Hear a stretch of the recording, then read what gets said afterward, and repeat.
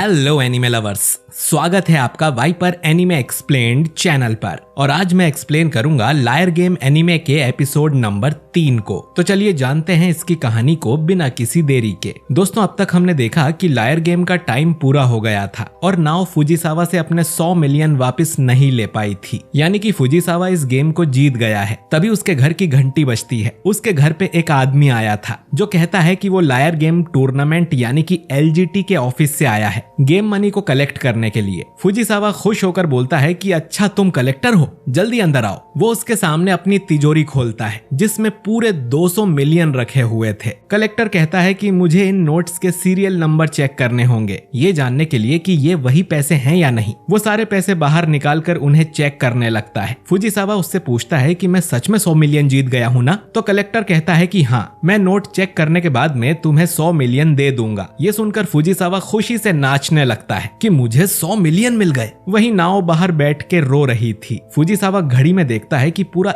1 घंटा बीत गया है और 6 बज गए थे। वो कलेक्टर से पूछता है कि और कितना टाइम लगेगा? तो कलेक्टर बोलता है कि मुझे करीब 20,000 नोट्स को चेक करना है, तो टाइम तो लगेगा ना। फुजिसावा फिर से नाचने लगता है और सोचता है कि वो 100 मिलियन कहाँ खर्च करेगा। पहले तो वो अपना सारा कर्जा चुकाएगा और फिर किसी क्लब में जाके लड़कियों के साथ मजे करेगा। वो 10 मिलियन तो एक रात में ही उड़ा देगा। उसके घर की घंटी फिर से बजती है। वो देखता है कि घर के बाहर 3 लोग खड़े थे। वो कहते हैं कि हम लायर गेम के ऑफिस से आए हैं, गेम एंड हो गया है तो हम गेम मनी को कलेक्ट करने आए हैं। फुजिसावा कहता है कि तुम्हारा एक एजेंट तो पहले ही आ गया था, वो अभी पैसे चेक कर रहा है। तो ये लोग कहते हैं कि हमारे अलावा और कोई एजेंट नहीं है। फुजिसावा वापस अपने घर में जाता है तो उसके होश उड़ जाते हैं। वो देखता है कि वो कलेक्टर और कोई नहीं बल्कि अकियामा था। अकियामा वो 200 मिलियन नाओ को दे देता है और फुजिसावा से कहता है कि तुम गेम हार गए, तुमने वो 200 मिलियन एक नकली एजेंट को दे दिए। बाकी एजेंट्स अब नाओ के पास जाते हैं और कहते हैं कि हम गेम मनी कलेक्ट करने आए हैं। फुजिसावा अब पागलों की तरह चिल्लाने लगता है कि मेरे साथ अन्याय हुआ है। अकियामा ने गेम खत्म होने के बाद मुझसे पैसे लिए हैं और तुम एजेंट्स ने भी आने में इतनी देर क्यों कर दी? तो एजेंट्स बोलते हैं कि हम तो बिल्कुल टाइम पर आए हैं, गेम खत्म होने का टाइम 6 बजे था।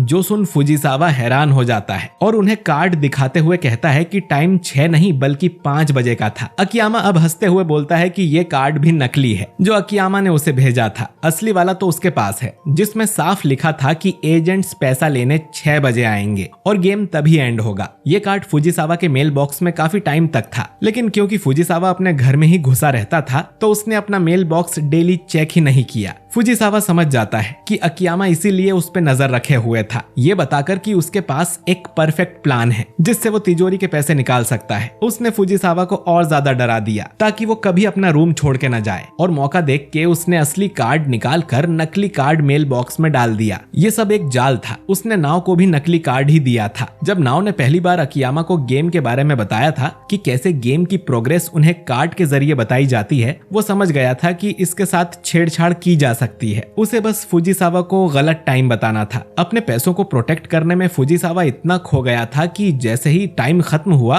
वो पूरी तरह से लापरवाह हो गया। उसके दिमाग में एक बार भी ये बात नहीं आई कि ये कार्ड या कलेक्टर नकली भी हो सकते हैं और इस तरह फुजिसावा हार गया। ये सुन अब फुजिसावा जोर जोर से रोने लगता है। बाकी एजेंट्स मशीन से सारे नोट्स गिनने लगते हैं। फुजिसावा को रोते देख नाओ को अच्छा नहीं लग रहा था। एजेंट्स बोलते हैं कि ये वही 200 मिलियन है जो हमने आपको गेम की शुरुआत में दिए थे और इसमें से 100 मिलियन वो नाओ को दे देते हैं, गेम जीतने का इनाम। नाओ को यकीन नहीं होता कि वो इतने सारे पैसे जीत गई है। वो इसमें से 50 मिलियन अकियामा को दे देती है, ठीक जैसा उनके बीच तय हुआ था। वो देखती है कि फुजिसावा अब भी रो रहा था। दोनों अब यहाँ से जाने लगते हैं। नाओ बोलती है कि तुमने मुझे भी बुद्धू बना दिया कि गेम 6 बजे नहीं बल्कि 5 बजे एंड होगा। तो अकियामा कहता है कि तुम्हारा रोता हुआ चेहरा देखकर ही फुजिसावा को यकीन हुआ था कि वो सच में जीत गया है। नाओ अब सोचने लगती है कि फुजिसावा के साथ अब क्या होगा। अकियामा कहता है कि किसे पता, पर उसकी जिंदगी बहुत बुरी कटने वाली है। उस पर 100 मिलियन का कर्जा जो हो गया है। नाओ अब भागकर वापस फुजिसावा के घर जाती है और बोलती है कि वो अपने जीते हुए 50 मिलियन उसे देने आई है, इससे वो अपना आधा कर्जा चुका पाएगा। वो फुजिसावा से प्रॉमिस करने को बोलती है कि आज के बाद ऐसा किसी से मत कहना कि लोग भरोसेमंद नहीं होते। ये सुन फुजिसावा अपने घुटनों पर बैठ जाता है और प्रॉमिस करता है कि वो ऐसा कभी नहीं बोलेगा। इसके बाद अकियामा भी अपने 50 मिलियन नाओ को दे देता है और बोलता है कि इसे भी फुजिसावा को दे आओ। नाओ बोलती है कि पर ये तुम्हारे हिस्से के पैसे हैं। तो अकियामा बोलता है कि हमारे बीच डील हुई थी कि जितना पैसा तुम जीतोगी उसका आधा हिस्सा मैं लूंगा। जब तुमने कोई पैसा जीता ही नहीं तो मैं भी अपनी पेमेंट नहीं ले सकता। नाओ को यकीन नहीं होता कि अकियामा इतना अच्छा इंसान है। शायद वो कभी पैसे अपने पास रखना ही नहीं चाहता था। नाओ को अब यकीन नहीं हो रहा था कि अकियामा एक ठग है। वो उसके बारे में अब और जानना चाहती थी। खैर, ये लोग अपने 100 मिलियन फुजिसावा को दे आए थे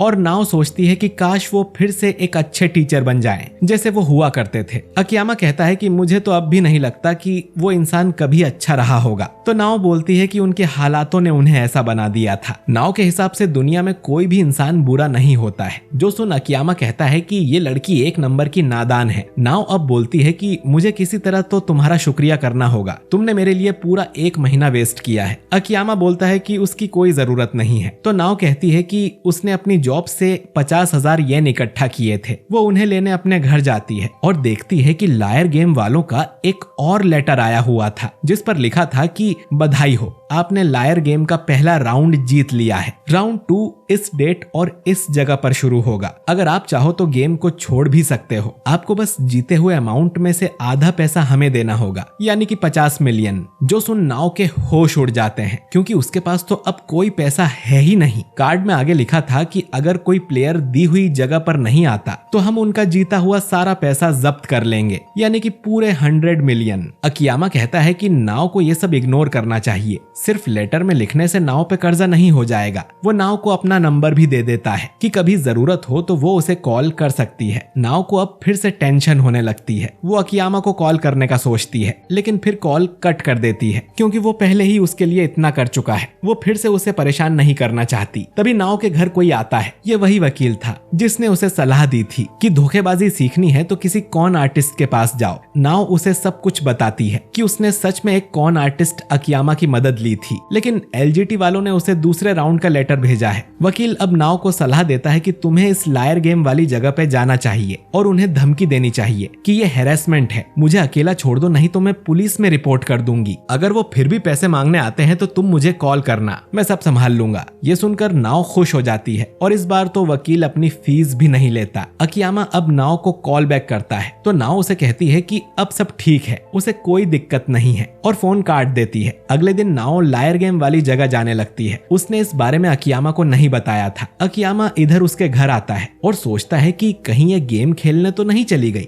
गेम वाली जगह जंगलों के बीच थी। नाओ को अकियामा कॉल भी कर रहा था लेकिन उसका फोन साइलेंट पर था। तभी उसके सामने एक आदमी आता है और उसका स्वागत करता है लायर गेम के दूसरे राउंड में। नाओ कहती है कि मुझे अकेला छोड़ दो, मैं तुम लोगों पर केस कर दूंगी, मेरे पास एक वकील भी है। ये सुन वो आदमी हंसने लगता है और अपने चेहरे से मास्क हटाता है। ये आदमी कोई और नहीं बल्कि वही वकील था। वो हंसते हुए कहता है कि तुम कितनी बड़ी नादान बुद्धू हो, मैं कोई वकील नहीं बल्कि इस गेम का गाइड हूँ जिसका काम था तुम्हें यहाँ तक लाना। नाओ को यकीन नहीं होता कि उसे फिर से बुद्धू बना दिया गया। नाओ को अंदर ले जाया जाता है। उसे एक नेम टैग भी दिया गया था जिसमें कोई चमकती हुई चीज लगी थी। नाओ एक कमरे में आती है जहाँ ढेर सारे लोग खड़े हुए थे। ये सब लोग नाओ की तरह ही गेम का पहला राउंड जीतकर यहाँ तक पहुंचे हैं। तभी इनके सामने एक आदमी आता है जो खुद को गेम का लीडर बताता है। इसका नाम है लेरोनिरा। ये बोलता है कि लायर गेम का दूसरा राउंड अब शुरू होता है, लेकिन तभी अकियामा भी यहाँ आ जाता है और कहता है कि मैं भी खेलूंगा। नाओ को झटका लगता है कि अकियामा यहाँ कैसे आ गया। तो अकियामा बोलता है कि मैं बाद में समझाऊंगा, मेरे बस में जो भी होगा वो मैं करूंगा तुम्हें इस फालतू गेम से बचाने के लिए। डीलर अब कहता है कि यहाँ टोटल 22 खिलाड़ी मौजूद हैं और पिछले राउंड में तुम सबने 100 मिलियन जीते हैं जो मिलाकर 2.2 बिलियन होते हैं और अब ये सारे खिलाड़ी इस 2.2 बिलियन के लिए ही अगला राउंड खेलने वाले हैं। ये एक एलिमिनेशन गेम होगा। जो खिलाड़ी हार जाएगा वो यहाँ से चला जाएगा पर उसे अपने 100 मिलियन भी यहीं छोड़ के जाना होगा। एक एक करके सब लोग एलिमिनेट हो जाएंगे और जो खिलाड़ी आखिर तक बचेगा वो पूरे 2.2 बिलियन जीत जाएगा। तुम लोग कितने किस्मत वाले हो। अब एक लड़की कहती है कि मैं ये नहीं कर सकती, मैं लड़की हूँ और कमजोर हूँ, मैं अपने साथ 100 मिलियन लेके नहीं घूम सकती। तो डीलर कहता कहता है कि उसकी चिंता मत करो, तुम्हें 100 मिलियन पहले ही दे दिए गए हैं। तुम सबने जो नेम टैग पहना है उसमें एक छोटा सा पिंक डायमंड लगा हुआ है। इस हीरे की कीमत 100 मिलियन है और इस राउंड के लिए यही इनकी गेम मनी है। जो भी गेम जीतेगा उसे इन हीरो के बदले पैसे मिल जाएंगे। एक बुढ़ा आदमी बोलता है कि इस राउंड के विनर को राउंड 3 भी खेलना पड़ेगा क्या? तो डीलर कहता है कि ये खिलाड़ी के ऊपर है, वो चाहे तो राउंड 3 भी खेल सकता है, नहीं तो अपने विनिंग अमाउंट का आधा पैसा देकर गेम छोड़ सकता है, जो होगा 1.1 बिलियन। नाव पूछती है कि लूजर के साथ क्या होगा? तो डीलर कहता है कि ठीक राउंड 1 की तरह जो खिलाड़ी हारेगा उस पे 100 मिलियन का कर्जा हो जाएगा और हम किसी भी कीमत पर अपने पैसे वसूल ही लेते हैं। ये सुन नाव और बाकी खिलाड़ी डर जाते हैं। डीलर अब बोलता है कि आज हम जो गेम खेलने वाले हैं उसका नाम है माइनॉरिटी रूल। आपने मेजॉरिटी रूल के बारे में तो सुना ही होगा, मेजॉरिटी जिसके लिए राजी होती है वही होता है, लेकिन इस गेम में बिल्कुल उल्टा होगा। इसमें मेजॉरिटी मारी जाएगी और माइनॉरिटी जिंदा रहेगी। यही है माइनॉरिटी रूल का गेम और ये एपिसोड यहीं पर एंड हो जाता है। तो दोस्तों, आपको ये एपिसोड कैसा लगा? अगर आप नाव की जगह होते तो क्या आप अपने पैसे फुजीसावा को वापस करते? कमेंट करके यस और नो में जवाब जरूर दें। अब नाव क्या दूसरा राउंड जीत पाएगी? अकियामा इस गेम में कैसे आ गया? ये सब जानने के लिए अगला एपिसोड बिल्कुल भी मिस मत करिएगा। वीडियो अच्छा लगा हो तो इसे लाइक और शेयर कीजिए और अगर आप हमारे चैनल वाइपर एनीमे एक्सप्लेन्ड पर नए हैं तो हमारे चैनल को सब्सक्राइब करके बेल आइकन जरूर दबाइए। मैं मिलता हूँ आपसे बहुत ही जल्द अगले वीडियो के साथ। शुक्रिया।